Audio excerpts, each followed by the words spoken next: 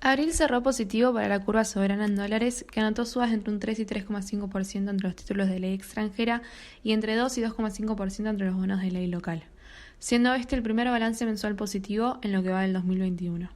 Si bien la curva lógicamente se mantiene totalmente invertida, con rendimientos que van desde el 17 y 18% y hasta un 20 y 21%. El riesgo país en este contexto retrocedió casi 30 unidades en el mes para ubicarse hoy en torno a los 1.550 puntos. Esto después de haber tocado un pico de 1.600 puntos en la segunda semana de abril. En cuanto a la deuda en pesos, cerramos el mes con un panel un poco más mixto, con una mejor performance en la parte más larga de la curva. El foco estuvo en las licitaciones del Tesoro, que después de haber arrancado el mes con el pie izquierdo, logró cerrar con un financiamiento positivo de 58.000 millones de pesos, lo que equivale a un rollover del 128%. Es decir, un porcentaje mayor a lo que vimos en los primeros 3 meses del año, donde esta cifra no supera el 120%. Si bien en el acumulado del año todavía se encuentra muy por debajo del target lineal para cumplir las necesidades de financiamiento según el presupuesto. Por otro lado, los bonos soberanos Dollar Link recuperaron terreno con subas del 5% para el título más corto y hasta 6% para el más largo, una tendencia que se dio después de las correcciones que llegamos a ver en el mes de marzo. En el plano de la renta variable, si bien el Merval presentó una suba en lo que fue el mes del 2,2%, esto se debió exclusivamente a una fuerte alza del dólar contado con liquidación implícito en el precio de las acciones argentinas. En este marco, destacamos las subas de Cresud, de Ternium y de Edenor de entre un 14%, un 8% y un 6% respectivamente. En sentido contrario, los de peor performance fueron Telecom, Aluar y Pampa, con rojos del 6%, 3% y 2,8% respectivamente. Medido en dólares, el movimiento del Merval nos da una información más real del sentimiento del mercado en el equity argentino. El índice medido en CCL cayó un 4,3% en el mes ante el avance de la segunda ola, nuevas restricciones y nuevos ruidos políticos, cerrando en los 314 puntos. En el día de hoy se sumó la interna política de Guzmán y el subsecretario de Energía Eléctrica, Basualdo. Con respecto al mercado de cambios, abril cierra positivo para el Banco Central con unos 1.360 millones de dólares acumulados, superando los 673 millones de dólares de febrero, pero por debajo de los 1.476 millones de marzo. Salvo estas tres últimas ruedas, la autoridad monetaria intervino con compras diarias a un ritmo promedio de 77 millones de dólares. Este viernes puntualmente observamos una demanda bastante más activa que obligó a la autoridad monetaria a vender unos 99 millones de dólares. De todas maneras, en lo que va del año acumula un saldo neto positivo cercano a los 3.300 millones de dólares. Esta dinámica, como venimos resaltando, se da en el marco de una mayor oferta privada por parte del sector agro, con unos 2.900 millones liquidados en el mes.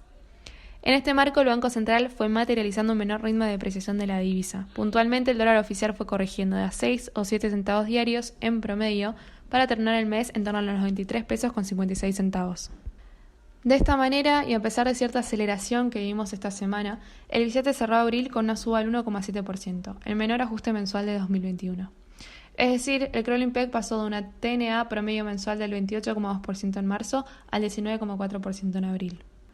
Por otro lado, vimos una mayor presión entre los dólares financieros que se asentó esta última semana. En concreto, el contado, hoy en torno a los 155 pesos, avanzó 1,6% con respecto al viernes pasado y acumuló una suba del 5,8% en el mes. El dólar bolsa, que se ubica hoy en 152 pesos con 19 centavos, aumentó cerca del 2,6% en la última semana y cerró el mes con una suba del 7%. Con estas cotizaciones, la brecha se ubica hoy en niveles del 66 y 63% respectivamente, cuando a principios de mes estaba más cerca del 60 y 53%. En lo externo, finalizó la última semana del mes de abril con una ajetreada temporada de balances, donde el 33% de los componentes del S&P presentaron sus resultados. Entre los más importantes, Tesla mostró mejores números a lo esperado, alcanzando unos 23 centavos de dólar en ganancias por acción, por encima de los 73 centavos esperados, pero no logrando convencer a los inversores, principalmente por sus inversiones en criptomonedas. Dentro del sector tecnológico, todas lograron superar las expectativas con creces, tanto para los ingresos por ventas como de las ganancias por papel. En resumen, hasta ahora el 42% de las empresas del S&P que reportaron sus cifras, el 86% logró superar las expectativas del mercado en un 26,2%. Una métrica que de mantenerse marcaría un récord histórico, superando el promedio del 74% de los últimos 5 años. En el plano monetario, contamos con la reunión de la Fed. La entidad que preside Powell mantuvo sin cambios la tasa de referencia y continúa con su programa de compra de activos en los niveles actuales, a pesar de las crecientes preocupaciones sobre el recalentamiento de la economía, con una inflación que alcanzó un nivel por encima del 2% en marzo y un PBI para el primer trimestre que aumentó un 6,4% anualizado. Además, y como dato de color, esta semana se cumplieron los primeros 100 días de Biden como presidente de los Estados Unidos, Desde el punto de vista de los mercados, ha sido un comienzo auspicioso, acumulando subas de más del 10% desde la toma de mando, a pesar de las correcciones de las últimas ruedas. En este contexto, y a pesar de la volatilidad que llegamos a ver esta última semana, los principales índices de Wall Street cerraron con una tendencia positiva, con subas entre el 5% y hasta un 5,5% en el caso del Nasdaq. Mirando un poco hacia la semana que viene, en el plano local, y según el calendario oficial, mayo arranca con una nueva licitación del Tesoro el próximo miércoles 5, cuyas condiciones e instrumentos a licitar serán probablemente detallados en el inicio de la próxima semana. Será clave en el análisis de lo que el Tesoro ofrezca para afrontar los próximos vencimientos, sabiendo que hasta ahora alcanza unos 148.000 millones de financiamiento neto en lo que va del año. Sin embargo, todavía se encuentra muy por debajo del target lineal para cumplir las necesidades de financiamiento según el presupuesto.